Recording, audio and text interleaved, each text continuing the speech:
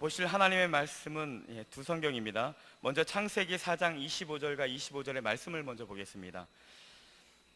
창세기 4장 24절에서 25절의 말씀입니다. 가인을 위하여는 벌이 7배일진데 라멕을 위하여 벌이 77배 1이로다 하였더라. 아담이 다시 자기 아내와 동침하매 그가 아들을 낳아 그의 이름을 셋이라 하였으니 이는 하나님이 내게 가인이 죽인 아벨 대신에 다른 씨를 주셨다 함이며. 신명기 6장 6절과 7절의 말씀 보겠습니다. 구약성경 270쪽입니다. 신명기 6장 6절에서 7절의 말씀입니다. 오늘 내가 내게 명하는 이 말씀을 너는 마음에 새기고 내 자녀에게 부지런히 가르치며 집에 앉았을 때에든지 길을 갈 때에든지 누워 있을 때에든지 일어날 때에든지 이 말씀을 강론할 것이며. 담임 목사님 나오셔서 하나님의 꿈을 꾸는 자녀라는 제목으로 하나님의 말씀 선포하시겠습니다.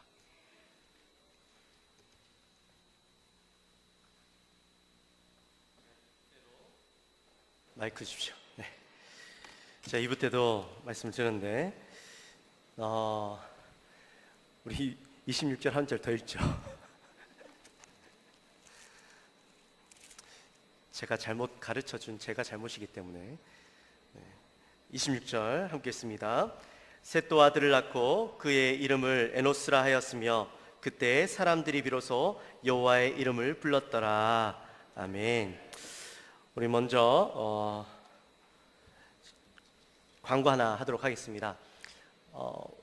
우리 아까 광고에서 보셨듯이 그 7월 7일부터 12일까지 몽골 단기 선교가 있습니다. 원래 7월 달에 저희들이 치앙마이로 가려고 했는데 치앙마이 7월 달 날씨가 무척 안 좋답니다. 1년 중에 안 좋은 날씨 중에 하나인데 이왕이면 날씨 좋을 때 오셔서 좀 좋은 날씨 가운데 좋은 사역을 이렇게 보시고 또 사역을 경험하시는 것이 좋겠다 해서 우리가 11월 달로 미루고 대신엔 우리가 협력하고 있는 몽골 영경란 선교사님께서 사역하시는 그 울란바토르와 또 초이발산으로 저희들이 선교를 가려고 그렇게 합니다. 마침 저희가 가려는 그 타이밍에 우리 선교사님도 시간이 되신다 하시더라고요. 그래서 우리가 선교 사역을 시간을 잡았는데 우리 선교사님께서 보여주신 스케줄을 보니까 너무 좋아요. 일단 날씨도 너무 좋지만 또 우리가 가는 그 선교사님께서 사역하시는 곳이 울란바토르와 초이발산이라는 곳인데 울란바토르에서 한 800km 정도 떨어진 곳이랍니다. 그러니까 뭐 거의 울란바토르는 몽골의 중간에 있다면 이제 동쪽 끝에 있는 곳이 초이발산인데 여기서 갈 때는 비행기 타고 올 때는 이제 차를 타고 오면서 여러분 몽골 하면 뭐가 생각나십니까? 초원이 생각나시죠? 그 멋진 초원을 이제 보면서 오는 겁니다. 그래서 말도 타고 또 이제 그 게르라고 하나요? 그런 것들도 경험하고 한다고 하는데 뭐 일단은 첫 번째 가는 목적은 우리가 선교지를 방문하는 것이죠.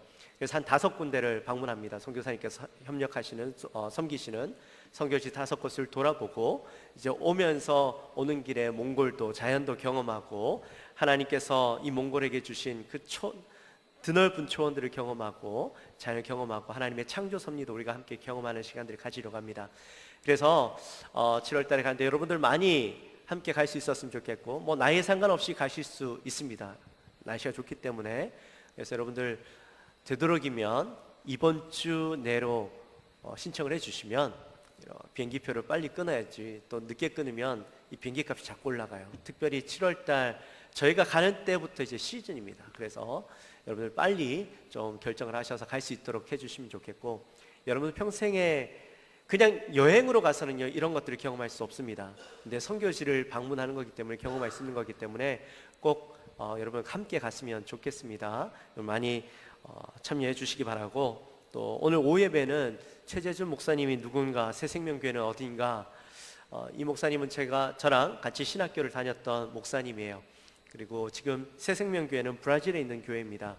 이 브라질에서 한참 이제 젊은 차세대 사역자로 이제 촉망받고 계시는 목사님이신데 저랑 함께 공부했던 목사님이 이제 한국을 방문하셔서 오늘 오후 예배 때 말씀을 전하십니다. 여러분 많이들 참석하셔서 브라질 교회는 어떤 또 상황에 있는지 한인 교회를 섬기시고 계는데 계시는데 어떤 사역을 하고 계시는지 또 관심을 가지고 한번 말씀을 나누는 시간이 되었으면 좋겠습니다.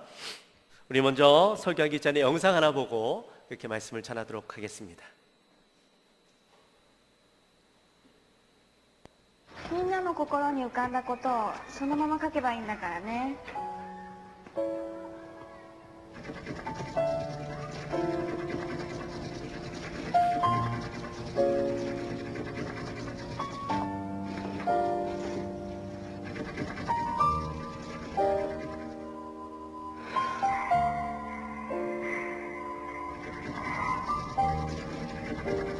何書いたのね、教えてくれるかな。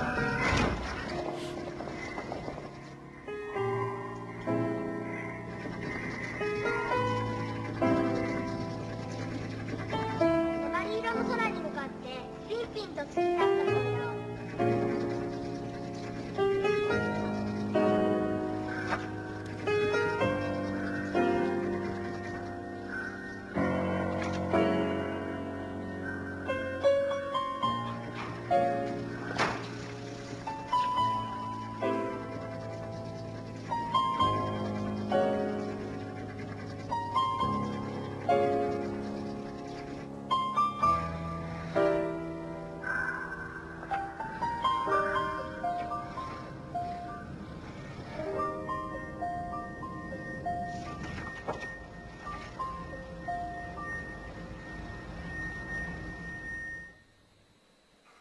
네, 영상 잘 보셨습니까?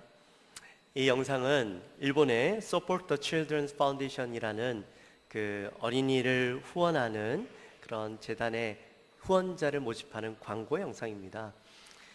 어떻게 감명 깊게 보셨습니까? 네, 무슨 내용인지는 이해하셨죠? 네. 선생님이 아이들에게 미술 시간에 이렇게 이야기합니다. 너희들의 마음속에 생각나는 걸 그려봐 라고 이야기했을 때에 아이들은 이 도화지 한 장에다가 자기가 생각하고 그리고 싶은 그림을 상상하는 그림들을 열심히 그리죠. 어떤 아이들은 예쁜 분홍색 토끼를 그리고 또 어떤 아이는 만화 캐릭터를 그리고, 그런데 도화지 한 장에 모든 것을 그려 넣는데 단 한 명의 아이는 도화지에다 열심히 그림을 그리는데 도화지 전체에다가 까만색 색연필로 전체를 칠하고 있는 겁니다. 열심히 색칠하는 아이를 선생님은 걱정스러운 눈빛으로 바라보죠. 계속해서 하얀 도화지에 검은색으로 그림을 그리는데 수없이 많은 도화지에다가 그저 검은색으로 그림을 그리는 겁니다. 그 그림을 보고 선생님과 부모님은 아이에게 정신적인 문제가 있는 건 아닐까 걱정하며 염려스러워하다가 결국에는 정신과 의사를 만나게 되죠. 정신과 의사를 만나도 아무런 대책이 없는 겁니다. 그래서 최고의 석학이라고 불리는 사람들을 모시고 와도 아이에게선 아무런 반응이 일어나지 않으니 결국에는 이 아이를 정신병원 병동에다가 가두게 되죠. 근데 이 아이는 그럼에도 불구하고 열심히 그림을 그리는 거예요. 까만색으로 열심히 도화지에다 색칠을 하는데 어느 날 아이의 담임 선생님이 결석한 그 아이의 책상에 앉아 있다가 그 책상 밑에 서랍장에서 퍼즐 한 조각을 발견하게 됩니다. 그리고 선생님의 머리를 스치고 지나가는 것이 어쩌면 이 아이는 그림을 퍼즐로 만들고 있었을지도 모르겠다라는 생각을 하게 되어지죠. 그렇게 해서 간호사도 똑같은 생각을 하게 되고 학교 강당에다가 그 아이가 그린 그림들을 쫙 펼쳐놓기 시작합니다. 그런데 그림을 쫙 펼쳐서 끼워 맞추다 보니까 그 그림이 뭐였어요? 네, 큰 고래 한 마리가 나온 거였어요. 이 아이는 작은 도화지에 자신의 생각을 집어넣는 것이 아니라 실제 사이즈의 고래를 그려야 되겠다라는 마음을 가지고 실제 사이즈의 고래를 그리고 있었던 것입니다. 그리고 마지막 광고 멘트에 이렇게 나오죠. 아이의 잠재력을 키워주는데 어른의 상상력이 필요합니다. 이 아이의 생각이 결코 잘못된 것이 아니었음에도 불구하고 어른들은 자신들의 사고와 획일화된 그 사고의 틀 때문에 그 틀을 뛰어넘는 아이의 상상력이 잘못된 것으로, 문제가 있는 것으로 치부하고 말았던 것이죠. 결국에는 이 아이의 상상력에 날개를 달아줘야 될 어른들이 이 아이의 상상력을 가로막고 있었다라는 겁니다. 저는요, 이 영상을 보면서 참 많이 동감이 되었습니다. 특별히 두 아이를 가지고 있는 아빠로서 혹시라도 나는 아이들의 상상력을 가로막고 있지 않는가. 특별히 목사이다 보니까 아이들에게 참 많은 제한을 두고 있어요. 어느 집사님이 그러시더라고요. 목사님, 저렇게 아이들을 교육하면 안 돼. 그러면서 책 하나 사드려야 된다고. 전 목사이다 보니까 남들에게 피해를 주면 안 되고 아이를 어떤 틀 안에 자꾸 가두려고 했던 제 모습이 생각이 나더라고요. 맞아요. 근데 아이들에게 교육하는 것도 중요하지만 세상 어른들의 어떤 획일화된 잘못된 기준들을 아이들에게 계속 주입시키면서 결국에는 이 아이를 세상 사람들이, 어른들이 정해놓은 그 틀 안에다가 놓으려고 하고 있다는 것입니다.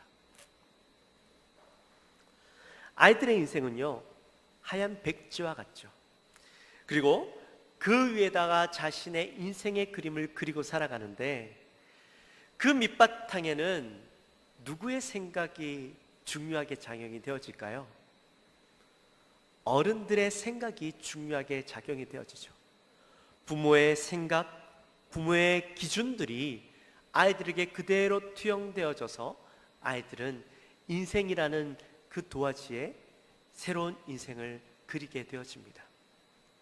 그 기준을 어떻게 잡냐, 누가 그 아이의 기준을 잡아주느냐에 따라서 그 아이의 인생은 달라질 수 있게 되어지는 것이죠. 오늘 우리가 읽은 본문은요, 아담과 하와의 가정사 이야기입니다. 여러분, 혹시 지난 3월 달에 가인과 아벨의 예배에 대해서 우리가 함께 말씀을 나눴죠? 혹시 기억하십니까? 그때 설교 제목이 뭐였죠? 혹시 기억하시는 분들 있으면 제가 선물 드릴게요. 지금은 준비 안 했지만. 아무도 없으십니까? 네, 감사합니다. 그때 제가 설교했던 내용은 성공한 예배, 실패한 예배라는 제목을 가지고 여러분들에게 말씀을 드렸죠. 그때 제가 말씀을 전하면서 어떤 이야기를 했냐면, 하나님께서 가인의 제사는 받지 않으시고 아벨의 제사는 받으셨는데 하나님께서 왜 가인의 제사는 받지 않으시고 아벨의 제사를 받으셨는가 하는 것이 우리의 질문이었습니다. 사람들은요, 가인의 재물에 문제가 있었다라고 생각을 합니다. 아벨은 피의 제사를 드렸지만 가인은 피가 없는 제사를 드렸다. 하나님은 피를 좋아하시는 분인데 그 피가 없는 제사를 드렸기 때문이다 라고 이야기하고, 또 어떤 사람들은 가인은 온전하지 않은 질 떨어지는 제물을 하나님께 드렸기 때문이다 라고 그렇게 이야기를 하죠. 그러나 우리가 그 말씀을 나누면서 하나님께서 가인의 예배, 가인의 제사를 받지 않으셨던 가장 큰 이유는 바로 사람의 문제, 중심의 문제였습니다. 가인의 마음속에 하나님을 예배하고자 하는 마음이 없었고, 그것 때문에 하나님은 그 예배를 받지 않으셨다라는 거죠. 그가 예배의 자리에 있긴 했지만 온전한 예배를 드리려는 마음이 그 안에 없었기 때문에 하나님께서는 그 예배를 받으실 수 없으셨던 것입니다. 그런데 이것은요, 단순히 가인 혼자만의 문제가 아니라는 거예요.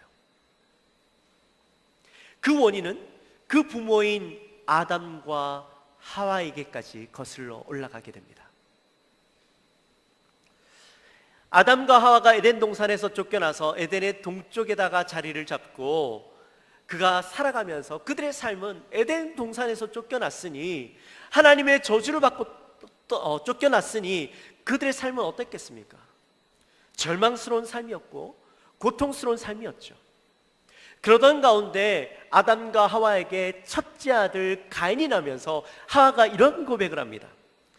내가 여호와로 말미암아 득남하였다. 그런데 단순히 이것은 아들을 낳아서 기뻐서 했던 이야기가 아니라 그 고백 속에는 하와가 하나님께서 나에게 은혜를 베풀어 주셨다라는 신앙의 고백이 그 안에 있었던 것이죠. 그렇게 하와가 가인을 놓고 이 가인을 놓고 하나님의 은혜다, 또 그 자녀를 통하여서 하나님을 바라보게 되어지고 하나님의 사랑을 경험하게 되었다라고 고백했던 것입니다. 아마 자녀를 낳아보신 분들은 잘 아시겠지만 아이가 태어나는 그 모든 과정들을 쭉 보면, 경험하면 이것이 결코 하나님의 은혜임을 고백할 수밖에 없죠. 그 과정들은요, 너무나도 신비롭고 또 위대한 사건이기 때문입니다. 저도 쌍둥이를 낳아봤지만 쌍둥이가 생기는 것 그 자체가요, 너무나도 신비로운 거예요. 저희 집안에 쌍둥이가 없는데도 하나님이 주셨어요. 그런데 또 지금 이제 뱃속에 아기가 있지 않습니까? 6개월이 됐는데요, 이 아이가 자꾸 발로 차네요. 너무 신기한 거예요. 야, 도대체 얘는 뭔데 벌써부터 발로 차나. 여러분, 그 과정들을 경험하면 이건 하나님의 은혜다. 생명의 태를 열어주시는 분도 하나님이시오, 그 아이가 생명을 가지고 태어나게 하시는 분도 하나님이시구나 하는 것을 우리는 그 과정들을 통해서 경험하고 깨달을 수밖에 없는 것이죠. 여러분, 한나 잘 아시죠? 한나가 아이를 가지지 못해서 그렇게 눈물로써 기도하고 있다가 결국에는 그 눈물의 기도로 인하여서 아이를 가지게 되어지는데 그 아이의 이름이 뭡니까? 사무엘이죠. 여러분, 그것을 볼 때에 이것은 하나님의 놀라운 신비다라고 우리는 고백할 수밖에 없는 겁니다. 시편 127편 3절 말씀에 보면 자식은 여호와의 주신 기업이요 대열매는 그의 상급이로다 라고 그렇게 고백하는 것을 보게 됩니다. 그만큼 자녀를 하나님이 주신 복이라고 느낀다라는 거죠. 그런데 문제는 그렇게 부모들이 하나님을 경험하면서 자녀를 낳았는데 아이들은 그 자녀를 하나님의 선물로 대하지 않는다라는 거예요. 태어날 때는 하나님의 은혜다라고 이야기하면서 정작 그 아이를 양육하면서 이 아이를 하나님의 선물로 바라보는 것이 아니라 나의 부속물, 내 틀에 맞춰진 그런 자녀로 바라보고 있다라는 것이죠. 아담과 하와가 가인을 낳고 하나님의 은혜를 경험했지만 정작 그 아들에게는 하나님을 온전히 심어주지 못하고 하나님을 제대로 알려주지 못했다라는 겁니다. 그러니 가인의 마음 가운데 하나님을 제대로 알지 못하니 하나님을 그 잘못된 기준과 하나님의 떠난 마음, 하나님을 떠난 마음을 가지게 되었고 결국에는 그것 때문에 가인이 동생 아벨을 죽이게까지 되어지는 그런 결과를 낳게 되었던 것이죠.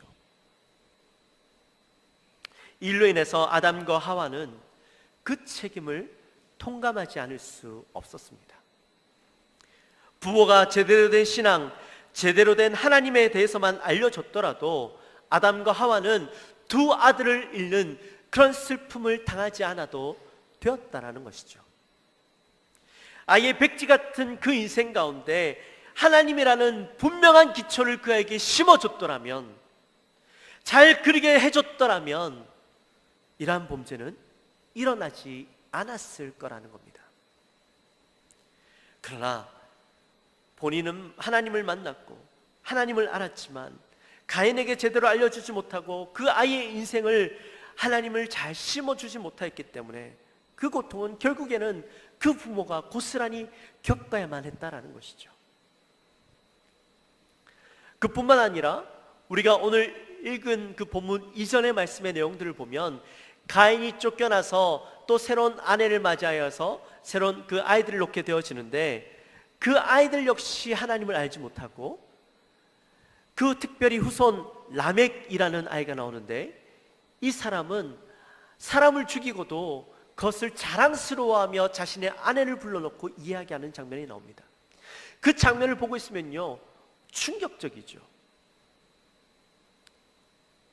어떻게 사람을 죽이고 그것을 자랑스럽게 자기의 아내들을 불러놓고 이야기할 수 있단 말입니까? 그의 마음 가운데 사람을 죽이고도 두려움이 없고 죄책감이 없고 부끄러움을 잃어버린 그런 사람이 되고 말았다는 거예요. 무엇부터 잘못된 거예요? 다 부모에게 올바른 신앙교육을 받지 못하고 하나님에 대해서 제대로 알려주지 못했기 때문에 그들도 하나님을 두려워하는 마음을 잃어버리고 그들 마음 가운데 죄를 짓고도 부끄러움이 없는 세대가 되고 말았던 것이죠. 부모가 아이들에게 무엇을 심겨주는가 하는 것은 너무나도 중요한 부분입니다. 그렇게 시간이 얼마나 지났을까요? 25절에서 아담과 하와는 고통의 현실과 죄악이 넘쳐나는 그 현실을 극복하기 위해서 다시 동침을 하게 되어지죠. 그리고 아들을 낳는데 그 아들의 이름이 뭡니까? 누구요? 셋이죠. 네. 하나, 둘, 셋 할 때 셋. 그죠? 그 셋을 놓게 되어지는데 이 셋의 이름의 의미는 정리하다라는 뜻이 그 안에 있습니다. 여러분, 아이들의 이름을 지을 때는 의미를 다 담아서 아이의 이름을 짓잖아요. 왜 셋이라는 이름을 지었을까요? 바로 그들의 지난 역사, 정말 고통스러웠던 지난 아들의 역사들을 다시 새롭게 아벨을 대신해서 보상을 받은 의미로 셋을 통해 새로운 기회를 가지겠다, 과거의 것들은 정리하고 새로운 인생을, 새로운 삶들을 열어보겠다라는 의미로 그 아들의 이름을 셋이라고 지었던 것이죠. 그러면서 하와가 이렇게 고백합니다. 하나님이 아벨 대신에 다른 씨를 주셨다. 이것은 아들 가인을 낳았을 때 여호와로 말미암아 득남하였다라고 말하면서 하나님께서 자신을 생각하시고 나에게 은혜를 베푸셨다라는 고백에 이어지는 내용이죠. 이제는 셋을 통하여서 하나님께서 나에게 새로운 기회를 주셨다라고 고백하는 내용이라는 겁니다. 한 번의 실패로 아담과 하와는 이제 새 아이를 통하여서 무엇을 가르치고 무엇을 전해야 하며 그 아이에게 무엇을 심어 주어야 하는지 분명히 알게 되었다라는 의미인 것이죠.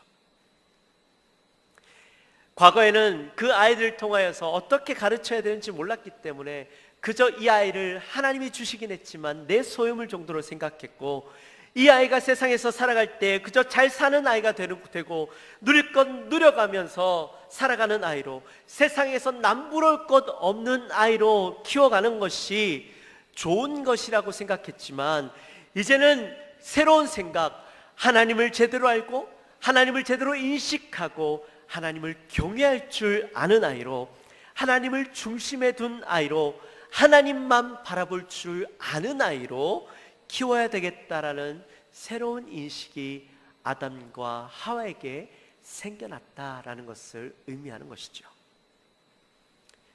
여러분, 백지 같은 아이의 인생에 하나님을 분명하게 인식하게 만드는 삶을 사는 것이 바로 부모가 해야 될 가장 중요한, 그리고 가장 첫 번째로 해야 할 사명이라는 겁니다.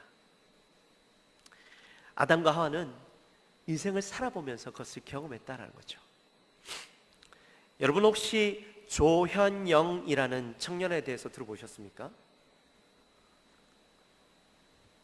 조현영, 우리 교회 청년인가 싶은 생각이 드시죠?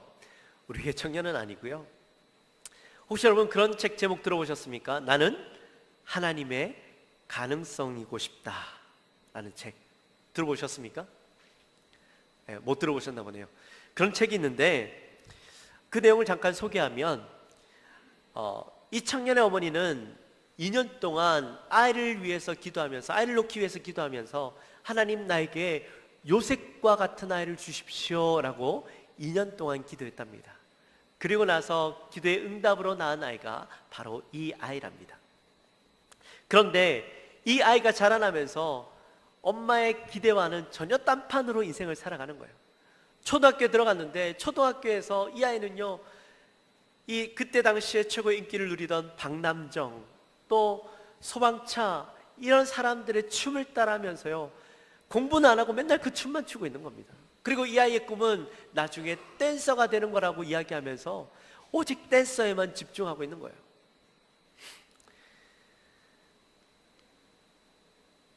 그래서 어머니는 그래도 이 어머니는 아이에 대해서 희망을 버리지 않고 계속 기도를 하죠.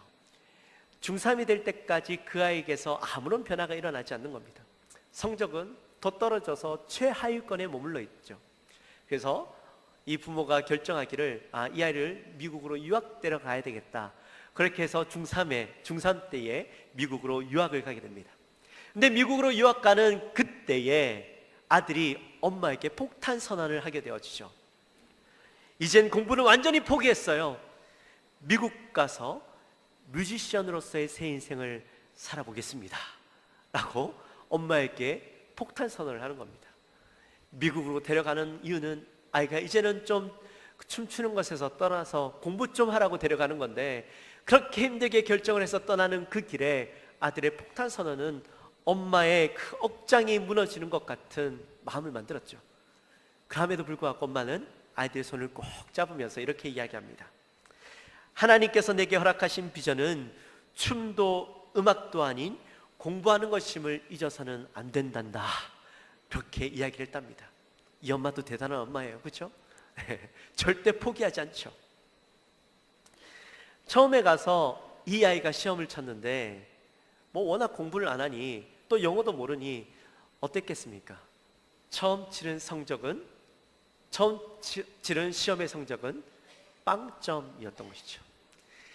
빵점을 맞으니 선생님과 아이들이요, 이 아이를 전응아 취급하는 겁니다. 무시하고 대해 주지도 않고.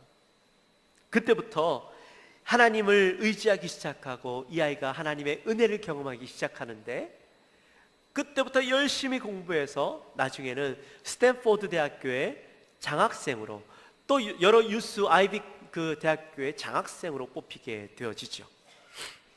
그런데 이 청년이 그 아이들의 놀림과 선생님들의 무시 속에서도 좌절하지 않고 일어설 수 있었던 이유, 가장 큰 힘은 바로 어머니께서 자신의 이름을 부르며 너는 엄마가 기도로 낳은 아이란다, 너는 특별한 아이야, 하나님께 받은 기도의 응답이야 라고 매일 말씀해 주시던 그 이야기가 이 조현영이라는 아이의 마음 가운데 큰 힘이 되어졌던 것입니다. 고난과 어려움 가운데서도 그 어려움들을 극복해낼 수 있는 그 힘, 자신의 존재감, 내가 어떤 존재인지, 하나님께 사랑받고 부모에게 사랑받는 존재라는 것을 기억하니 사람들의 무시와 그런 어떤 놀림 속에서도 극복하고 이겨나갈 수 있는 힘이 생겨났다는 것이죠. 사랑하는 성도 여러분, 우리는 우리의 자녀들에게 무엇이라고 이야기하고 있으십니까? 여러분은 여러분들의 자녀에게 무엇을 가르치고 무엇을 심기우고 있습니까? 우리는 하나님의 자녀들에게 백지 같은 그 아이의 인생 가운데 하나님을 심기우고 너는 하나님의 축복이며 하나님의 택함 받은 자녀라는 사실을 우리는요 심어 주어야 하는 것입니다. 그러한 그 자신의 존재에 대해서 분명하게 인식하는 자녀들은 결코 나쁜 길로, 잘못된 길로 가지 않는다라는 거죠. 하나님을 떠난 인생을 살아갈 수가 없고 죄악된 길을 걸어갈 수가 없다라는 겁니다. 왜요? 내가 어떤 존재인지 알기 때문에, 내가 어떤 삶을 살아갈 수밖에 없는 존재인지 알기 때문에 그 하나님이라는 틀을, 하나님이라는 바운더리를 벗어나지 못한다라는 거예요. 여러분의 자녀를 늘 축복하며 그 아이들에게 존재의 이유와 그 아이가 살아가는 목적을 분명히 깨닫게 하는 저와 여러분이 되어주시기를 주님의 이름으로 축원합니다. 그리고 26절 말씀에 보니까 셋이 결혼해서 아들을 낳는데 그 이름을 뭐라고 짓습니까? 그렇죠, 에노스라고 이름을 짓습니다. 이 에노스의 의미는 아담처럼 사람, 남자라는 뜻이 있지만, 그러나 단순히 사람, 남자의 의미만을 가지고 있지는 않습니다. 이 에노스라는 이름은 병들어 고통 가운데 살아갈 수밖에 없는, 결국에는 죽을 수밖에 없는 무익한 존재, 인간이라는 의미가 그 이름 안에 들어 있는 것이죠. 여러분, 아담은요, 그 이름을 지을 때에 에덴 동산에서 고통과 죽음의 공포, 두려움 없는 상황 속에서 그 이름이 지어졌습니다. 그러다 보니 그냥 그의 이름은 사람을 명칭하는 대명사격으로 지어졌지만, 그러나 셋을 낳을 때까지 아담과 하와가 경험했던 그 삶의 인생은요, 글쎄 얼마나 오랜 시간이 걸렸는지 정확하게 알 수는 없지만 그 사이에 수많은 자녀들을 낳고 또 그 자녀들이 자녀를 낳으면서 때로는 아벨 이후에 죽음이라는 것을 경험하고 질병이라는 것을 경험하면서 얼마나 나약한 존재인지, 인간들이 얼마나 나약하고 보잘것없는 존재인지, 또 질병과 죽음 앞에서 자신들은 아무것도 할 수 없는 존재라는 것을 경험하면서 깨닫게 되어졌던 거죠. 그러면서 셋이 그러한 인간의 모습을 보면서 자신의 아이의 이름을 에노스라고 짓게 되어졌던 것입니다. 인생을 살아가는데 하나님의 도우심 없이 내 힘만으로는 살아갈 수 없다라는 것을 깨달은 것이죠. 또한 자녀들을 양육할 때에 내 힘으로 이 아이들을 잘 키워보겠다, 아이의 인생에 하나님을 잘 심어보겠다라고 이야기했지만 결국에는 이 아이를 키울 때에 내 힘만으로 하나님의 도우심 없이는 이 아이를 키울 수 없다, 양육할 수 없다라는 것을 키워보면서 경험하게 되어지는 것입니다. 그래서 그 나약함을 통해 우리는 하나님을 의지할 수밖에 없는 존재라는 것을 아이에게 심겨주게 되는 것이죠. 그래서 그 아이의 이름을 에노스라고 짓게 되어진 것입니다. 사랑하는 성도 여러분, 아담과 하와의 가정사를 통해서 자녀 양육의 모습, 그리고 그 아이들을 어떻게 양육해야 할 것인가에 대해서 우리가 말씀을 바라보았습니다. 아담과 하와는 자신의 경험을 통해서 자신의 잘못을 깨닫고 이제 새롭게 셋을 통해 올바른 믿음을 심기우고, 또 셋은 에노스를 통하여서 하나님을 의지할 수밖에 없는 존재라는 것을 그 아이에게 심어주었습니다. 그런데 저와 여러분은 어떻습니까? 저와 여러분도 그러한 똑같은 실수를 경험을 하면서 또 다음 아이들에게 그런 잘못된 것을 수정해 가며 키워 놓을 수 있는, 다시 아이들에게 가르쳐 줄 수 있는 기회가 있냐는 것이죠.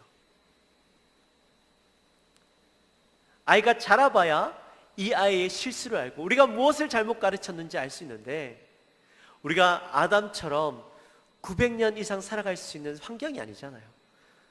여러분 아이 둘 놓고 셋 놓고 그리고 나서 한 20년 뒤에 30년 뒤에 또 아이 낳을 계획이 있으십니까? 어제 김삼수 장로님, 박춘성 권사님께서는 그 얘기를 잠깐 하시던데, 그래요.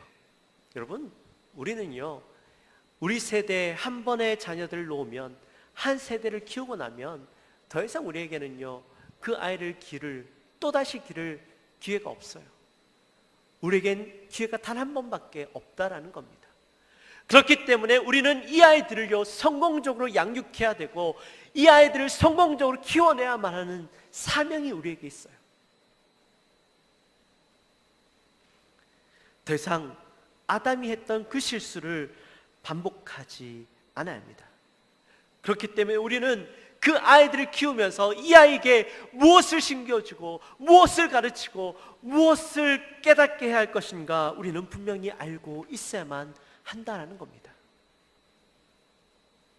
사랑하는 성도 여러분, 지금부터라도 우리는 우리의 자녀들의 인생 가운데 옳은 것을 심기어 주어야 합니다. 아이들의 인생 가운데 올바른 밑그림을 그리고 살아갈 수 있도록 우리는 도와주어야 합니다.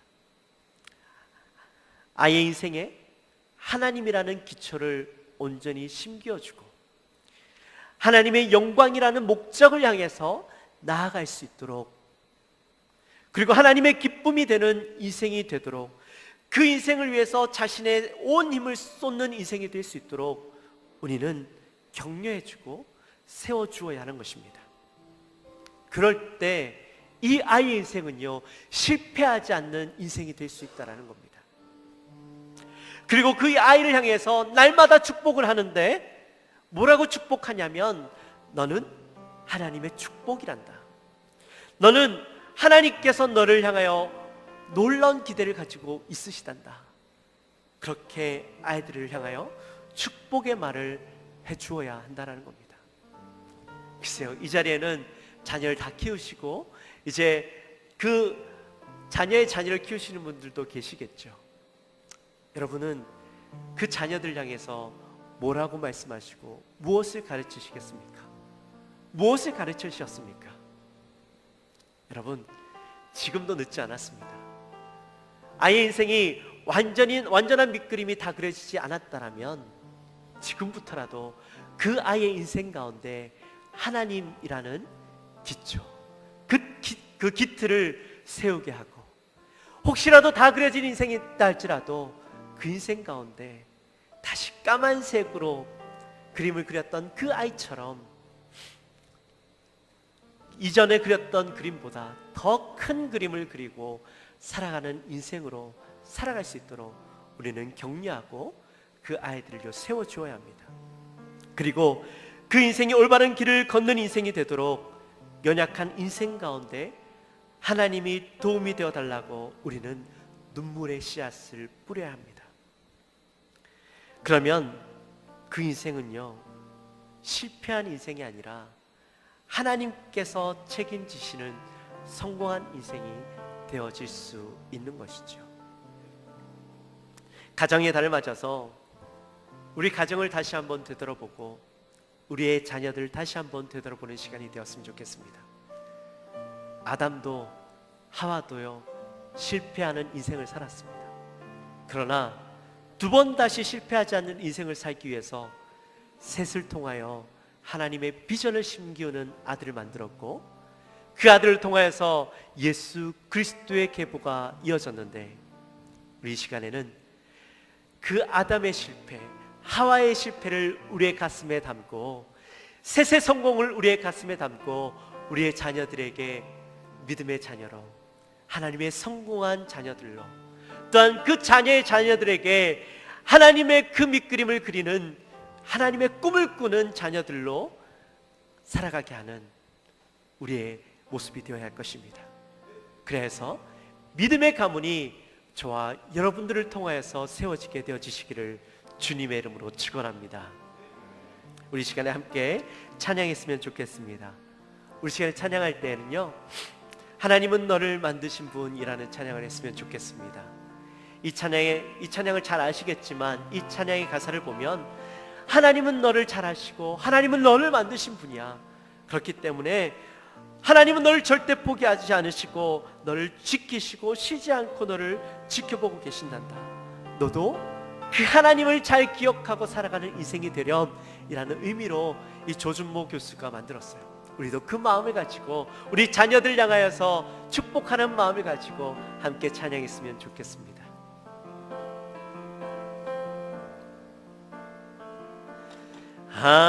하나님은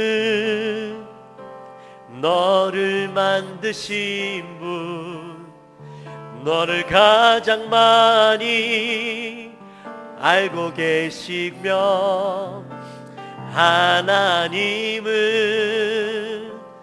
너를 만드신 분, 너를 가장 깊이 이해하신단다. 하나님은 너를 지키시는 분, 너를 절대 포기하지 않으며, 하나님은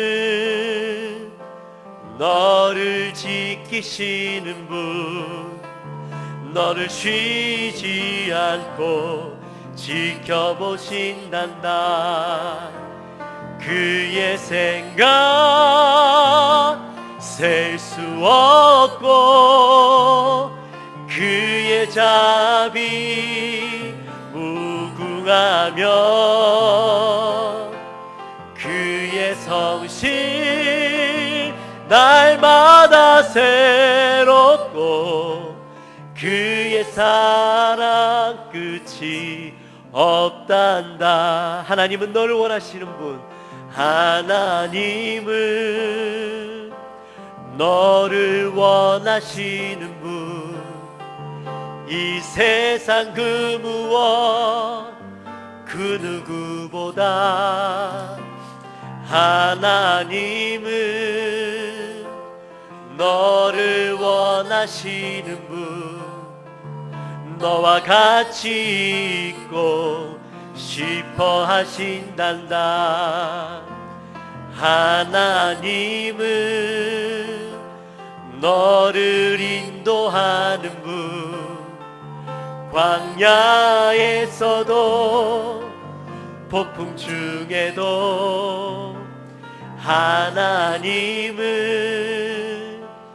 너를 인도하는 분, 푸른 초장으로 인도하신단다. 그의 생각 셀 수 없고 그의 자비 무궁하며 그의 성실 날마다 새롭고 그의 사랑 끝이 없단다. 그의 생각 셀 수 없고 그의 자비 무궁하며 그의 성실 날마다 새롭고 그의 사랑 끝이 없단다. 할렐루야. 우리 시간 함께 기도했으면 좋겠습니다. 우리 시간 기도할 때 하나님, 우리는 우리의 자녀들을 어떻게 양육하고 있습니까? 아담과 하와도 그 인생 가운데 자녀들을 실패하고 고통 가운데 살아가며 새롭게 하나님께서 아들을 주셔서 그 인생 가운데 새로운 인생, 하나님 중심된 인생, 하나님을 기뻐하는 인생, 하나님만 바라보는 인생을 살게 하셨고 가르치게 하셨고, 또한 셋은 그 아들을 놓고 에노스라는 이름을 지으며 하나님만 의지하고 살아갈 수밖에 없음을 고백하게 하셨는데, 하나님, 우리의 자녀들은 어떻게 양육하고 있습니까? 하나님, 혹시라도 우리도 역시나 똑같이 아담과 같이 실패하여서 그 아이들을 실패한 인생으로 만들고 있지는 않습니까? 하나님, 혹시라도 우리 인생 가운데 그런 삶을 살아가고 있다면 지금부터라도 우리의 인생 가운데 실패한 인생이 아니라 다시 한번 그 아이의 인생 가운데 하나님이라는 밑그림을 그리고 하나님을 바라보고 하나님만 바라보는 인생으로, 하나님을 의지하는 인생으로 바꾸는 그런 다시 한번 밑그림을 그리는 인생들을 살게 하여 주옵소서. 하나님, 우리의 인생으로 할 수 없고 우리의 힘으로 할 수 없기에 하나님을 의지하며 나갑니다. 우리의 자녀들을 주님, 하나님만 바라보고 살아가는 인생으로 저들을 붙잡아 주옵소서. 우리 시간에 이 마음을 가지고 함께 우리 기도하며 나갑니다. 하나님 아버지, 감사합니다. 오늘 이날 주님께서 저희들을 불러주셔서 주님 앞에 예배하며 또 한 말씀을 듣게 하시니 감사합니다. 하나님, 정말 우리 인생은 어떤지 바라봅니다. 우리의 자녀들은 어떤지 바라봅니다. 하나님, 혹시라도 우리 인생이 아담과 하와 같이 하나님 첫 번째 그 실패한 인생들, 실패한 인생으로 고통받고 저들의 그 인생을 바라보며 가슴 아파하고 있는 우리의 모습은 아닙니까? 하나님, 우리의 인생은 한 번의 기회밖에 없습니다. 그 기회 가운데 우리의 자녀들을 하나님이 기뻐하시고 하나님이 원하시고 하나님을 영원롭게 하는 자녀들로 세워야 할 터인데, 하나님, 정말 이 아이들의 인생 가운데 하나님 온전히 하나님의 밑그림을 그리는, 하나님 중심된 밑그림을 그리는 저들의 인생 되게 하여 주시고, 하나님을 온전히 바라보며 하나님 에노스라는 이름이 그에게 주어졌던 것처럼 우리의 힘으로 할 수 없지만 그러나 하나님을 의지하고 살아가는 인생, 그 인생을 살아갈 수 있도록 도와주십시오라고 고백하였던 그 셋의 모습처럼 우리의 자녀들에게도 하나님을 의지하고 살아가는 그 인생을 삶을 살아갈 수 있도록 하나님 우리 아이들을 주님 주장하여 주시옵소서. 하나님 우리의 힘으로 우리의 능력으로 할 수 없습니다. 주님 이 시간 성령 하나님 함께 하여 주시고 그 아이들을 만나 주시고 그 아이들을 위해서 눈물 흘릴 때에 하나님 그 기도에 응답하여 주옵소서. 하나님 그래서 복된 인생 믿음의 가문을 이루어내는 저들 되게 하여 주옵소서.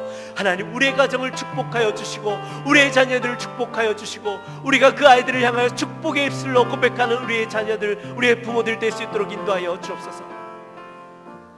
하나님 아버지 감사합니다. 오늘 아담과 이삭을 통하여 그들의 실패한 인생, 실패한 자녀들을 통하여 새롭게 셋을 통하여 온전한 하나님이 기뻐하신 자녀로 양육하고 또한 하나님을 의지할 수밖에 없는 자임을 고백하는 셋의 모습을 보았습니다. 하나님 우리의 인생 가운데도 이러한 고백이 있기 원합니다. 우리 사랑하는 자녀들에게 하나님 중심을 가리키고 하나님을 영화롭게 하는 인생, 하나님을 기쁘시게 하는 인생으로 살아가게 하도록 주님 도와주옵소서. 그 아이들의 인생 가운데 하나님의 밑그림을 그리는 자녀들이 되게 하여 주시고 하나님 특별히 간절히 소망하는 것은 우리가 이렇게 노력하지만 우리의 힘으로 할 수 없음을 고백합니다. 성령 하나님 그 아이들을 만나주시고 우리가 눈물로 이 아이들을 위해서 기도할 때에 성령 하나님 그 아이들의 인생을 책임져 주옵소서. 그 아이의 자녀의 인생을 주님 축복하여 주시고 우리가 온전한 하나님을 그들에게 증거할 때에 그들의 밑그림 가운데 하나님을 증거할 때에 하나님 우리의 가문이 믿음의 가문, 복받는 가문, 하나님 중심된 가문으로 세워질 수 있도록 인도하여 주옵소서. 감사합니다. 예수님의 이름으로 기도하옵나이다.